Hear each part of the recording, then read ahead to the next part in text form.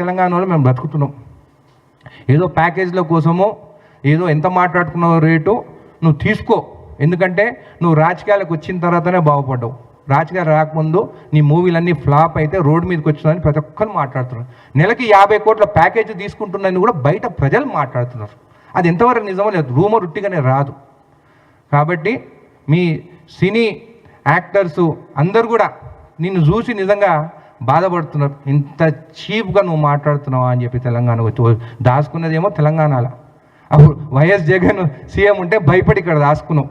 నువ్వు చేసింది ఒకటే ఒక పని మంచిది. చంద్రబాబు నాయుడు గారు జైల్లో ఉంటే పోయి కలిసి వచ్చి అదే నీ టర్నింగ్ పాయింట్. లేకుంటే ఈసారి కూడా అన్నీ ఓడిపోతుండే నువ్వు. కాబట్టి మళ్ళీ నోరు జాగ్రత్తగా ఉండని జనసేన వాళ్ళకు కూడా చెప్తున్నాను. మీరు ఇష్టం వచ్చినట్టు బట్టలు ఊరబిక్కి తంతం ఇంతమంది మాత్రం ఊరుకునే పరిస్థితి లేదు. మేము మంచిగా మాట్లాడుతున్నాము. తిరుక్కోండి, చేసుకోండి, అన్నీ నిలబడతారో నిలబడండి. బీఆర్ఎస్ బీజేపీతో ఎట్లా పొత్తు ఖాయమైపోయింది. ఆ ప్లాన్తోనే నువ్వు వచ్చినావు ఇక్కడికని ప్రతి ఒక్కరికి తెలుసు. వాళ్ళకేమో జనాలు వస్తలేవు వాళ్ళిద్దరికి. సో ఏం చేసిన ఒక సినిమా యాక్టర్గా నువ్వు వస్తే నేను చూసేదానికి జనాలు వస్తానని నేను పక్కకు పెట్టుకున్నాడు. కాబట్టి ఆల్ ది బెస్ట్. కానీ నరదిష్టి అని నువ్వు తెలంగాణ ప్రజలను అన్నావు. మేము వదిలిపెట్టే ప్రసక్తినే లేదు. మా సెంటిమెంట్తో ఆడుకున్నాను. మా సెంటిమెంట్తో ఖచ్చితంగా నీకు బుద్ధి చెప్పు.